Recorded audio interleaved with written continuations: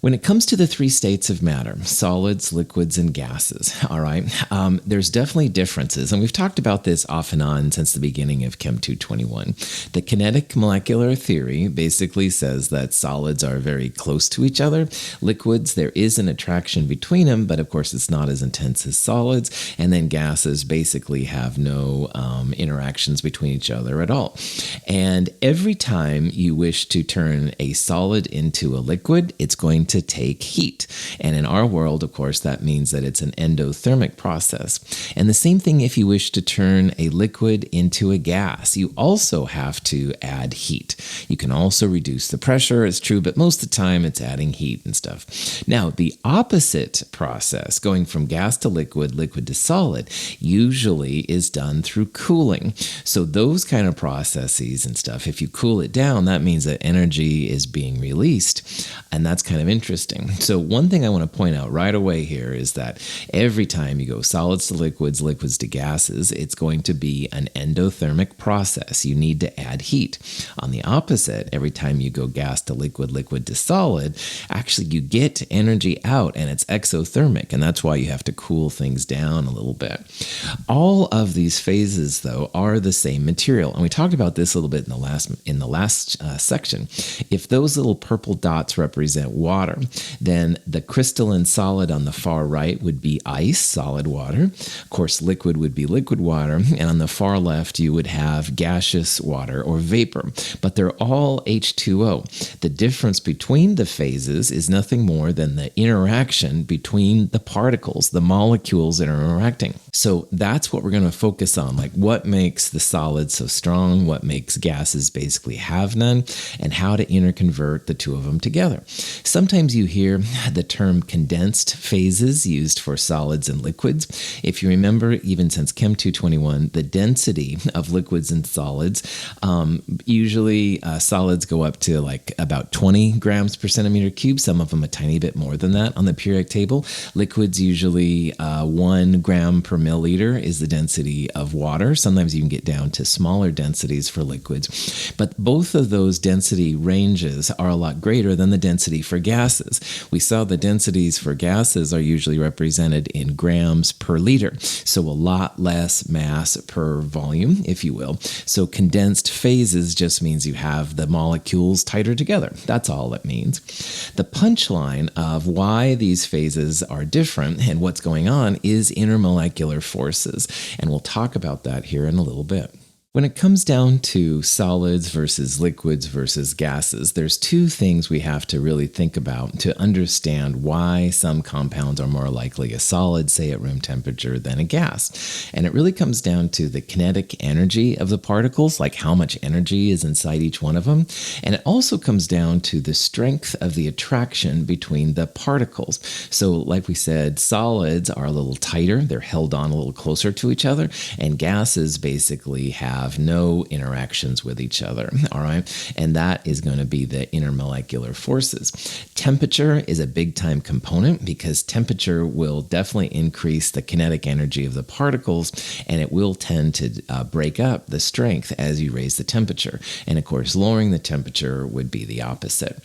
So the strength of the attraction versus kinetic energy of the particles, which is basically a temperature phenomena, becomes really important. So an intermolecular force is a different kind of a force than we've talked about so far.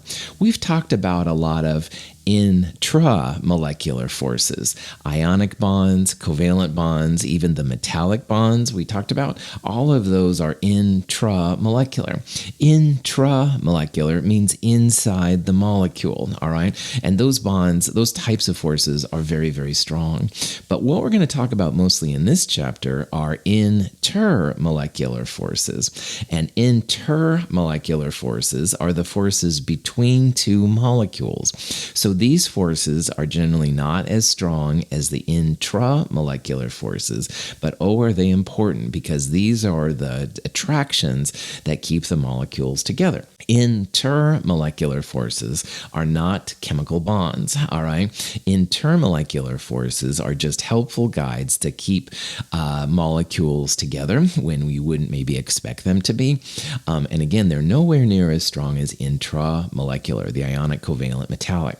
So this is a new type of force, all right? We haven't talked about these so far, and you're going to see that they're pretty important. So earlier we talked about how there's basically a competition between the kinetic energy of the molecule and the attractive forces between the molecules. And let's call the attractive forces for what they are. They're intermolecular forces. So you can see here we've got a solid, a liquid, and a gas. And the EK there at the top, which stands for kinetic energy. Solids have the lowest kinetic energy. All right, there's not a lot of movement like holding them around. Then liquids have more kinetic energy, more movement, more variability, if you will, and gases have by far the highest kinetic energy. They're just all over the place. Now contrast that with below, it says the intermolecular attraction. These are the forces now between the molecules. Solids have the highest IM forces by far. Liquids are then in the middle, and gases have no or low intermolecular forces. This last part here on the bottom is kind of important, and I want to highlight it. We're going to assume in Chem 222 and Chem 223 that gases have no intermolecular forces working on them. And that's a fairly good assumption. It's not totally perfect, to be honest, but it works really well for this class. If you go past Chem 223 and you talk about intermolecular forces, gases do have those forces working on them, but they're usually a lot less than liquids and solids. But again, we're going to assume gases have no intermolecular forces, solids have the strongest intermolecular forces, and liquids are in between. So going back to the picture we showed earlier, the intermolecular force, and by the way, it's an intermolecular force between two HCl bonds. These intermolecular forces can be used in a lot of different ways. They will help us to understand differences in boiling and melting points. They'll help us to understand the process of vapor pressure, which is useful for when you turn liquids into gases, as an example, and even things like viscosities, the resistance to flow. And in the companion and online, there is a handout called the Intermolecular Forces Guide, the IM Forces Guide, and I do recommend you check it out. The IM Forces Guide has all the names of the different intermolecular forces we're going to run into, and it's done in a flow chart, so you can kind of go through and see from the flow chart which force you have, and we'll talk about more about this here in a little bit. The first of the intermolecular forces we're going to look at is what's called the Ion Dipole Intermolecular Force. And if you look at the name ion dipole, this is the force between molecules where one molecule is an ion, i.e. it has a positive or a negative charge, and the other molecule has a dipole. And dipole, if you remember from previous sections, dipole is nothing more than something that's polar, all right? And that's the first big clue I want to give everybody. If you see the term dipole in this class, or in this section, I guess, more importantly, dipole means that something is polar. So you've got something with a charge, it's an ion, and something that's polar, it's got a dipole, ion dipole force. So an example of the ion dipole force is up there in the upper left-hand corner. That's a sodium ion, an Na+, it's got a charge. You've got water, which is very polar, like we talked about before. And we also talked about how water has a slightly negative side and a slightly positive side. And those little delta symbols there on the top, delta minus, delta plus, they represent approximately where those partial charges are. So the partial negative side of water is attracted to the positive ion on the sodium ion, and this is called the ion dipole force. In Chem 221, we talked about hydrated systems where water will basically surround an ion and pull it away from the ionic lattice. These hydrated ions are the result of the ion dipole force. And this is no small feat because it's difficult to pull the ions away from the bulk ionic compound. And you can see here's the positive ions. In this little picture, the positive ion in the middle is being attracted to the negative side of water, which is basically the oxygen, pulling that cation away. And over on the right then, here's the anion. Anion is negative. It's being attracted by the positive dipoles on water, which is essentially the hydrogens, also being pulled away from the ionic lattice. When a gas-phase sodium ion enters water, it becomes surrounded by water molecules, or hydrated. The ion-water connection results from ion dipole forces, indicated by a dotted line. It is difficult to determine the number of water molecules around a hydrated ion, but 6 is a good estimate for most cations.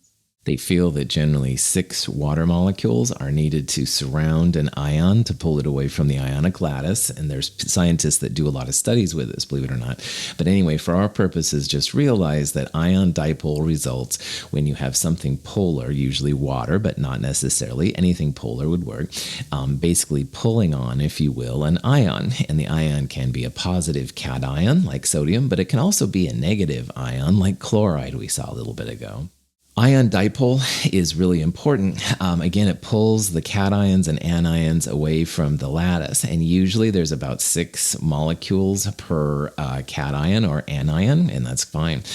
In a personal note, I really like the colors of metal ions. That's one of the reasons why I think I became an inorganic chemist, a person that studies metals.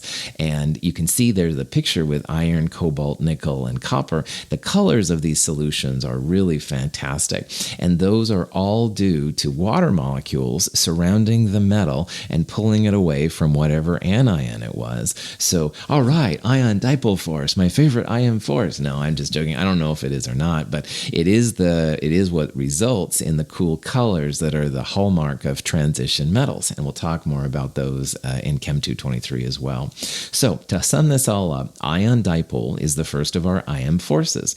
And if you hear ion dipole, that's the interaction between something with an ionic charge, something positive or negative, and something with a dipole, something that's polar, like water is a common example, but it could also be like acetone, ethanol, anything that's polar.